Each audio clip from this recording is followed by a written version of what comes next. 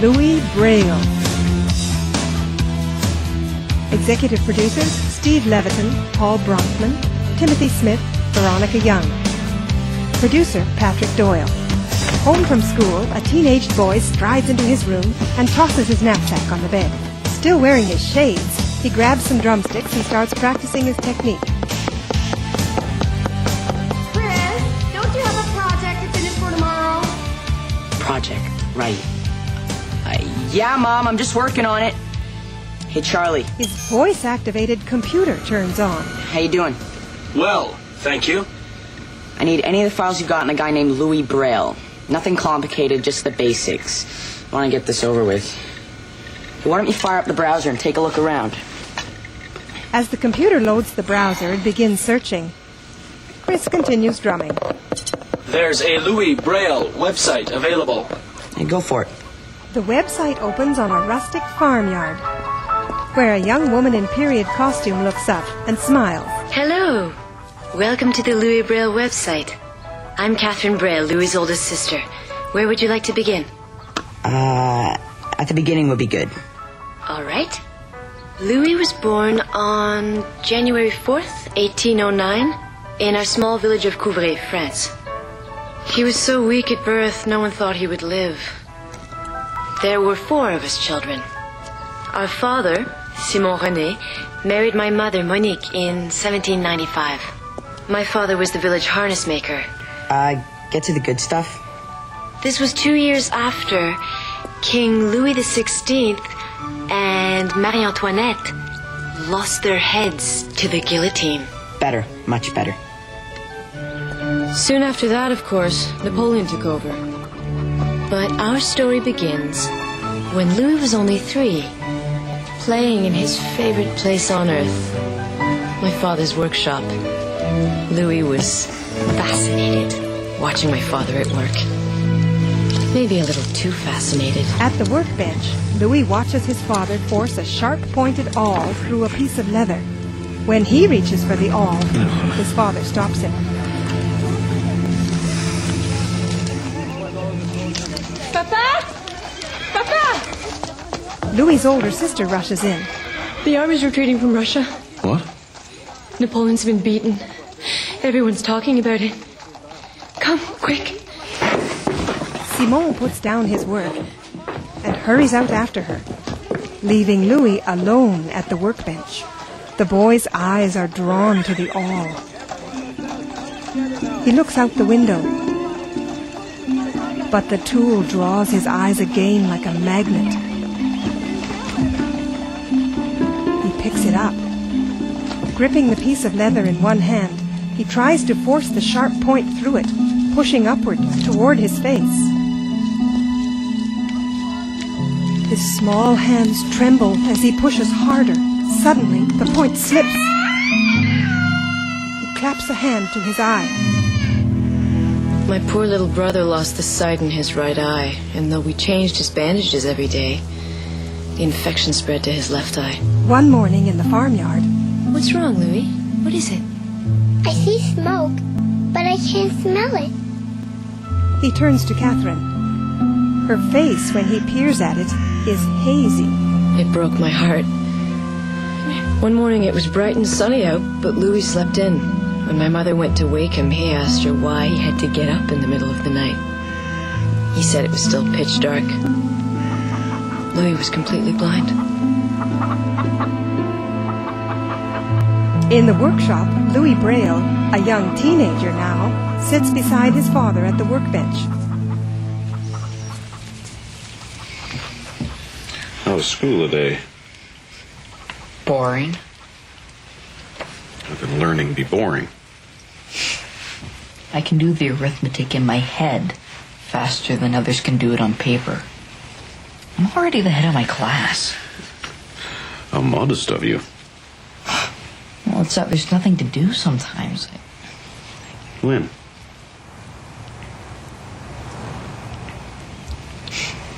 When they're learning to read and write. You'd like to read and write, wouldn't you? But the headmaster says I can't. There aren't any books for blind people. Simon puts his work aside. I have something for you. He places a board on the workbench between them and takes Louis's hand. This, He guides the boy's fingers to the board. the letter A. Louis's fingertips trace the shape. An A? This is an A. Can you make a B? Simon picks up his hammer and a round-headed harness tack. Touched by his son's delight, he begins making a B next to the A. The rest of the alphabet soon follows. My father's idea was brilliant. Louis never tired of learning his letters. And then one day something amazing happened. Something that would change all our lives. Especially Louis's. The rich and influential Marquise d'Orvilliers took an interest in my clever little brother. Monsieur Braille, the Royal Institution for Blind Youth in Paris takes just one child from every region in France. It's only through one of my contacts I found there's an opening. It's a rare chance. I couldn't possibly afford to send Louis to school in Paris. A scholarship is available. Madame, would he learn to read and write? Yes. And do they have books there for the blind to read? Yes. Oh, please, Father, you have to let me go. Simon hesitates, glancing at the Marquise. We'll think about it. It wasn't really a lack of money. My father couldn't bear the idea of his youngest son going so far away, all by himself. Chris, still wearing his shades, noodles on a guitar and watches as Simon leads Louis through the bustling streets of Paris.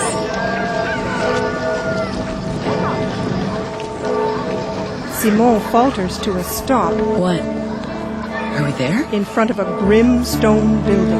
You all right? My father said later he was thankful Louis couldn't see the building he was about to commit him to. They approach the door of the Royal Institution for Blind Youth.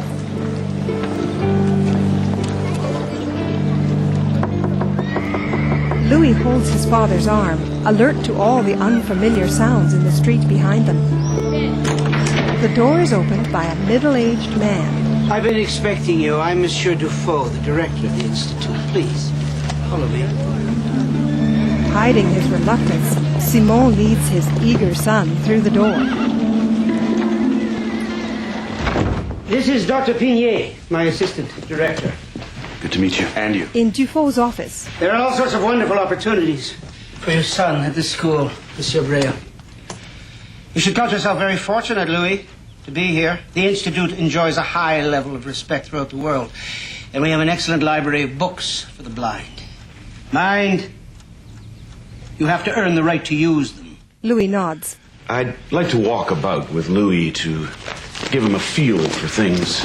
It would be best if you took your leave promptly, monsieur. Long goodbyes are never preferable. Father and son start for the door, watched with interest by the young Pignet and with mild disdain by the dour Dufault. Soon after, Dufault shows Simon and Louis into the boys' dormitory. Simon looks in dismay at the long, bleak room and the boys sitting dully on their narrow cots. As Dufault stops next to an empty cot, Move when you hear that bell. Simon slips a protective arm around Louis as the boys file out past them.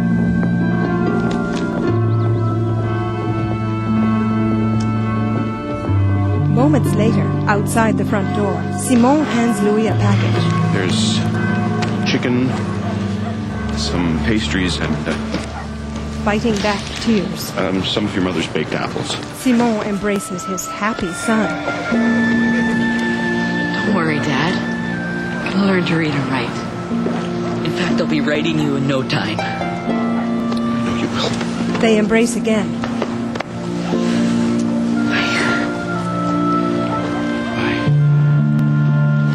Then, forcing himself, Simon turns away and walks off.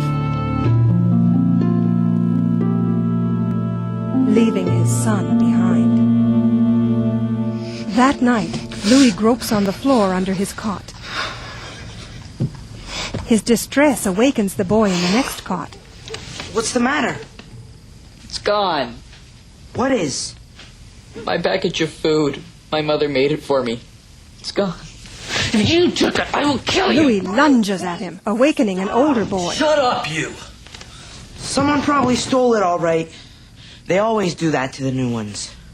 It's okay. They won't always be mean. I'll show you the ropes tomorrow, if you want. Thanks. What's your name? Gabriel Gauthier. What's yours? I'm Louis. Louis Braille. They find each other's hand and shake. One night soon after, Louis feels his way out of the dormitory and along the walls until his searching hands find a sign with raised letters. His fingers trace them. L-I-B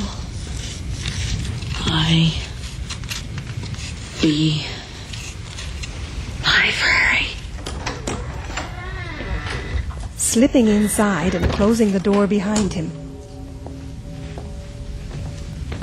he begins to feel his way about the room.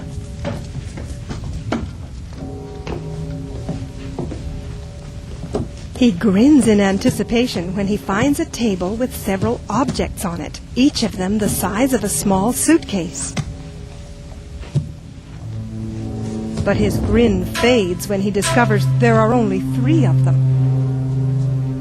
Behind him, the door opens. It's Dufault. He enters with Pignet. What do you think you're doing? There are only 3 books, aren't there? Pignet answers. Yes. You lied. There's no huge library here. How dare you come here without permission? You said there would be books. You don't have time for books. There are 3. 3 books and only 3. Forget the books. Get back to the dormitory at once.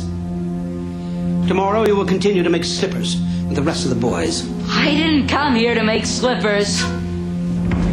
What did you say? I came here to learn to read. This room is forbidden to you. You lied. Solitary confinement.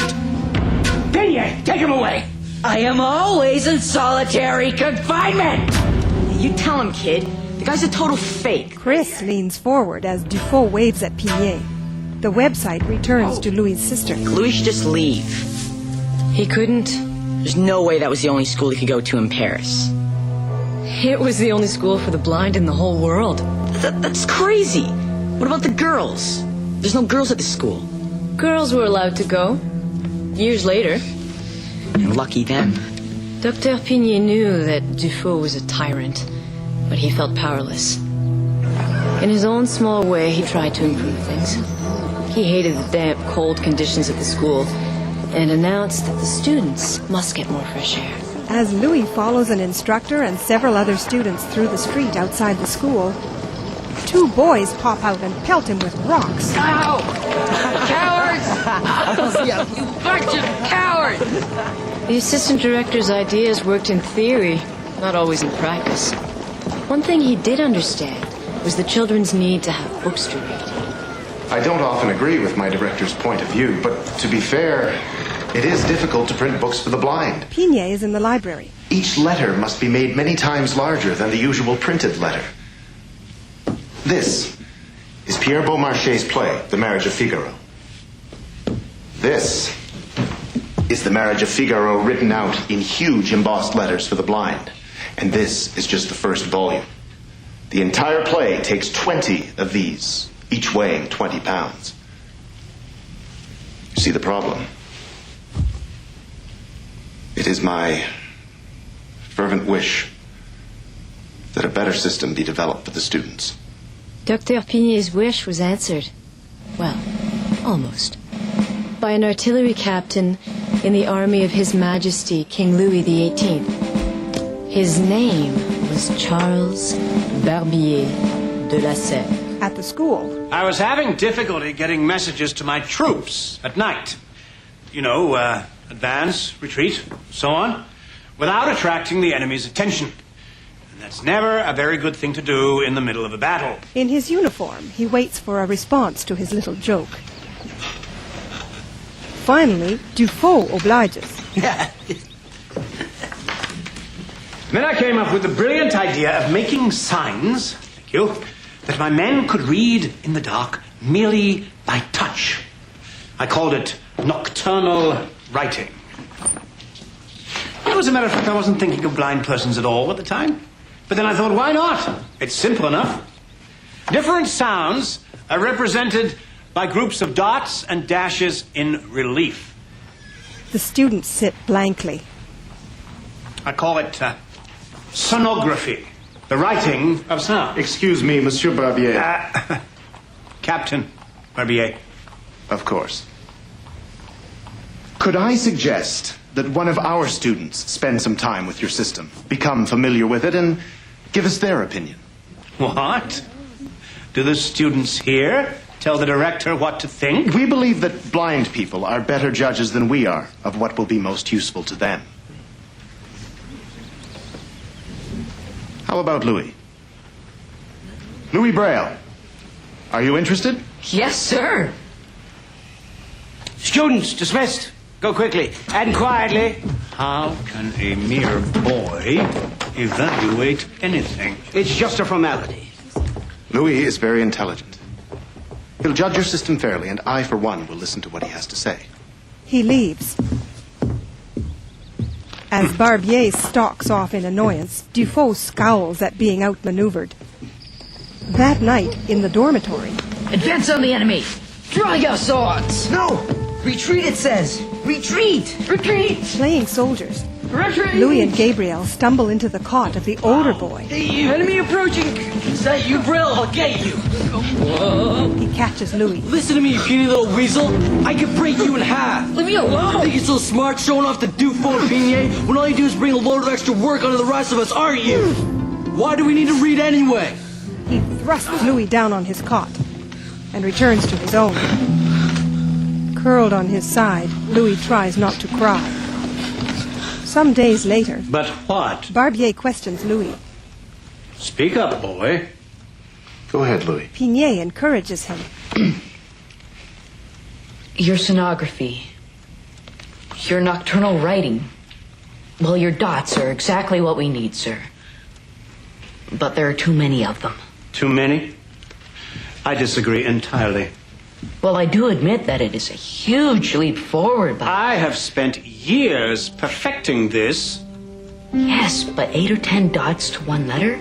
That's far too many to remember. And far too many to feel out with one finger. So you would like to change my system?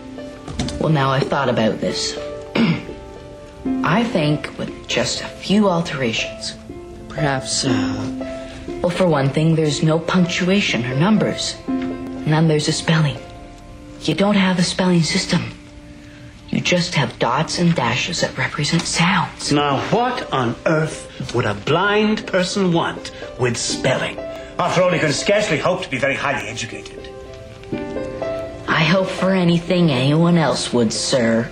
Yes, but what do you want with spelling? Isn't it enough just to read and write? We need to be able to spell so that we can write correctly. Just like sighted people.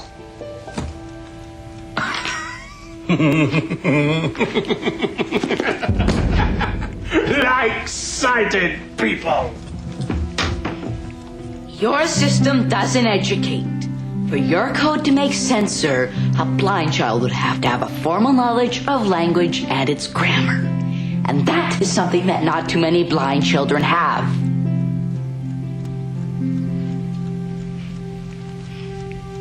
It's because you don't understand what we are up against. You can't possibly, because you are... Sighted. Yes. And that is why I can help you. And if you had any sense of gratitude, you would take the hand that leads you. Brushing Louis aside, he stomps out. His attitude outrages Chris. Who does this guy think he is? Where does he get off talking to a kid that way? Why should I listen to a blind boy? Your prejudice. Against whom? The blind. Ha! I'm trying to help the blackguards. You think that because they're blind, they're not as smart as sighted people? Rubbish! Did you hear that little gutter snipe? Proper spelling indeed. He should be glad he can learn to read and write at all. He could be out begging on the streets like the rest of them. Barbier strides off, passing Louis's older sister, Catherine. Barbier was stubborn, but he'd met his match with Louis. My brother put all his energy into developing his own system. Go Louis! He finally came home for a visit. It was wonderful to have him back. Louis was overjoyed to be surrounded by the familiar smells of wood smoke, horses, and leather in our father's workshop. But we didn't really see much of him. The minute he arrived, he went straight to work. At the workbench, Louis pokes a round pointed awl through the guide holes in a special wooden frame, making a series of dots in a thick sheet of paper.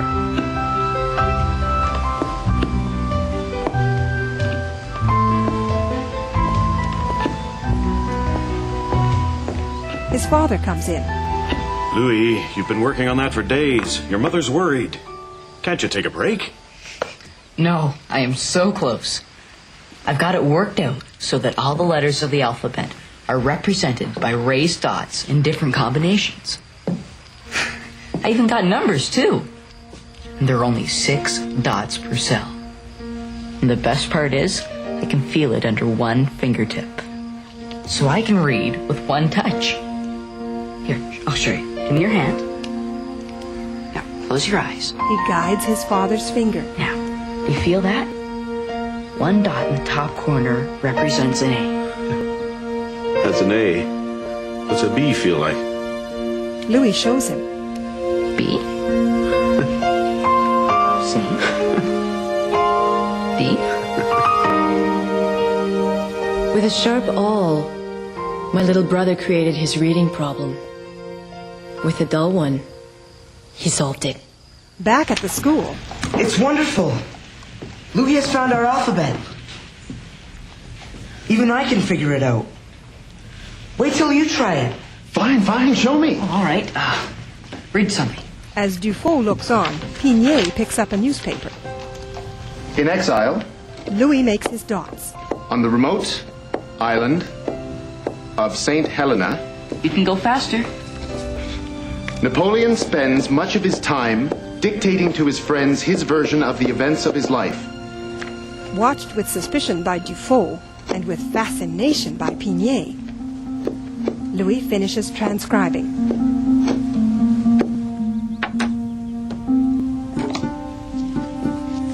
Turning the sheet of paper over, he places his fingertips on the first line of dots. In exile, on the remote island of St. Helena, Napoleon spends much of his time dictating to his friends his version of the events of his life. You did it. You did it! Pignet is delighted. Well, it was Monsieur Barbier's idea in the first place, sir. Isn't this a wonderful accomplishment, Monsieur Dufault? The director regards them coldly, then turns and walks away.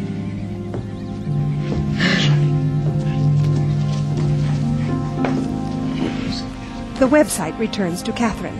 The door to intellectual independence for the blind, Chris nods, had opened.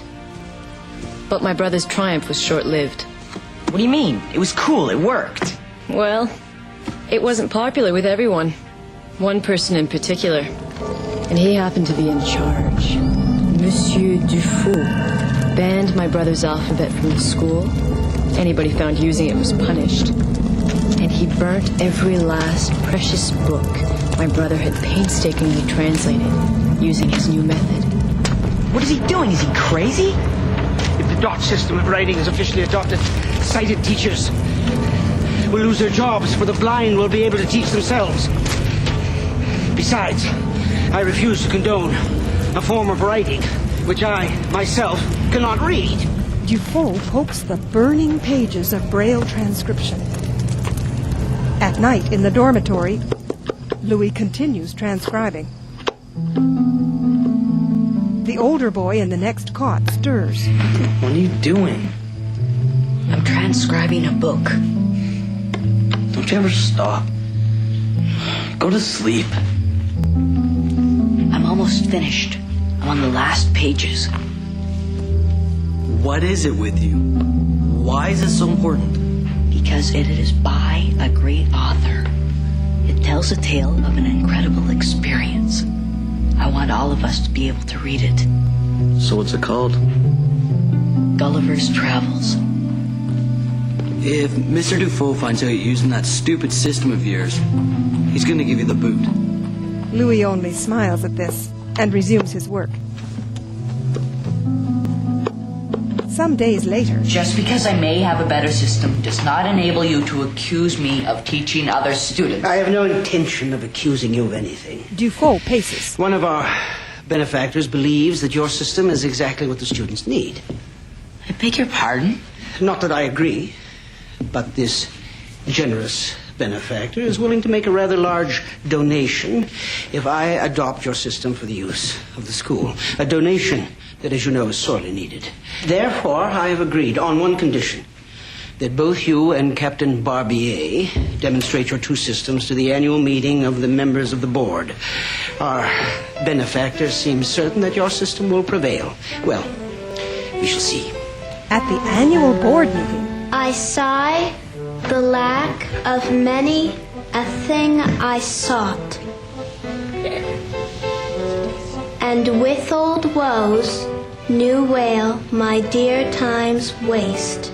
Louis leads the applause for the blind girl's reading. Stop that! Barbier objects. This is an outrage. It's a setup. That student has clearly been given the lines beforehand to memorize. You coached her, Braille. Monsieur. I'm sorry. Captain Barbier. Please, sir, by all means, choose any student you wish and any passage of literature you wish to transcribe. We will do it totally by your rules, so there's no chance of collusion behind enemy lines. I will do exactly that. Otherwise, this whole exercise has been a farce. Oh, well, in fact, why don't you do the transcription yourself, and I will do mine. Agreed. That one and this one. He points to a girl and a boy. Take them outside and wait with them until they're summoned.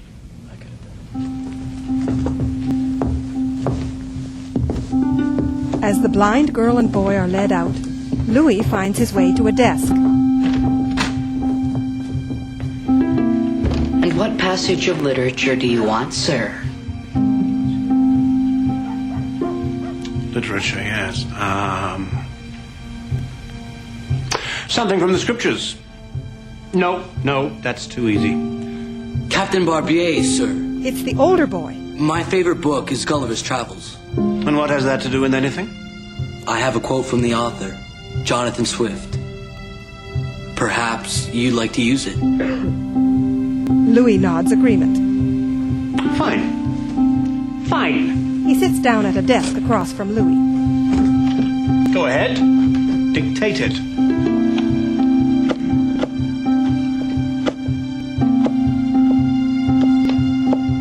Louis and Barbier begin transcribing.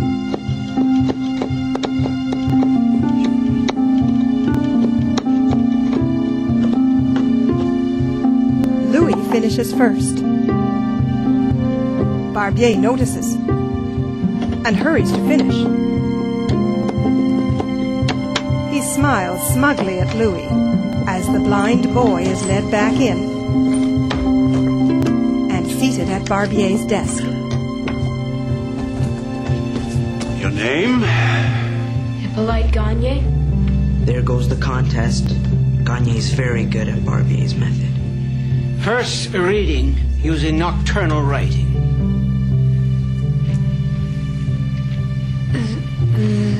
There's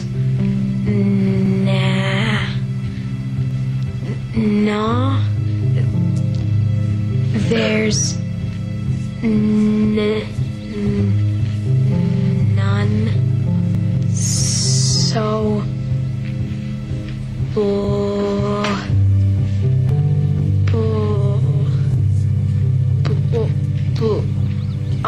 I'm sorry, I can't read this. There are too many dots. The Marquise suppresses a smile. Imbecile. Pignet stiffens at Barbier's insult. Proceed. Louis stands beside his desk as the blind girl is seated at it. She places her fingertips on the first line of his transcription.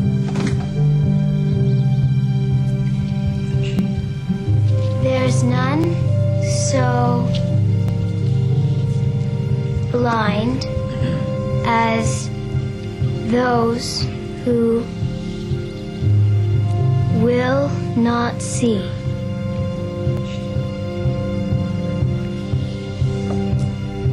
There's none so blind as those who will not see. The Marquise smiles at Dufault, who reluctantly joins the applause. Barbier gathers his equipment and walks out. May I present Louis Braille, the ingenious inventor of this system, who deserves the respect of his fellow teachers and the gratitude of all blind people. Pignet leads a standing ovation for Louis. My brother's system had an enormous impact on blind people's lives all over the world. But he wouldn't live to see it. He was only 26 when he developed tuberculosis. I blame it on all the years he spent living in damp and dirty conditions. In those days, there was no cure. He passed away on January 6th, 1852. The website returns to Catherine in the workshop. 100 years later, Louis' fame had spread all over the world. Paris declared a one-week celebration in his memory. His body was taken from a small graveyard in Couvray all the way to Paris. He was buried in the Pantheon with all the great and famous of France, honored by prime ministers and kings. Louis may lie in Paris, but his hands, his beloved seeing hands, are right here in Couvray, the small village he loved so much. She smiles. I think my brother would really like that. A title appears, Louis Braille, 1809 to 1852. Chris, let's go! Your dinner's on the table! This website is over. Where would you like to go next? Huh? Oh yeah, sure, Charlie. Let's print it. Chris types in the command. And the information begins printing out. In Braille. Chris, your dinner's getting stone cold! Yeah, okay, Mom. I'm just finishing. It's printing. Print job is done. Later, Charlie. Pulling off his shades, Chris removes the sheets of Braille from the printer. As he starts out with them, he bumps into a table and they slip from his hand. Kneeling down, he feels for them on the floor.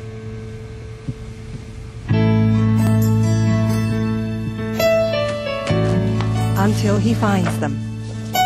Then he gets up with them and continues on his way.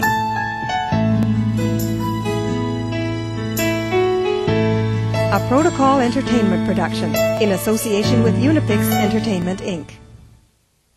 Protocol Young Heroes Productions, Inc. All rights reserved. Cast: Monsieur Dufault, Eric Peterson. Chris, Ben Cook.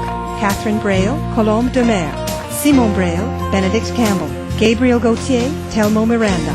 Dr. Pignet, Christopher Marin. Marquise d'Orvilliers, Hazel Desbarras. Captain Barbier, Nigel Bennett. And featuring Kyle Downs as Louis Braille. Directed by Don McCutcheon.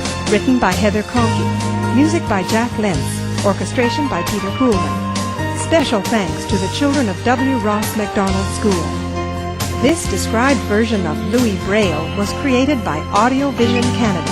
The narrative description was written and produced by Marco Soren and narrated by Heather Gale. For other described programs and audio cinema presentations available from Audio Vision Canada, call toll-free 1-800-567-6755. The Described and Captioned Media program provides services designed to benefit students who are blind, visually impaired, deaf, hard of hearing, and deaf-blind. These services include a library of free-loaned described and captioned educational media, a clearinghouse of information related to educational media access, a gateway to internet resources related to accessibility, and a center for training and evaluation of any service provider desiring to appear on the DCMP's approved lists of description and captioning service providers. There are no user registration or service fees. Visit the DCMP at dcmp.org. The DCMP is funded by the U.S. Department of Education and administered by the National Association of the Deaf.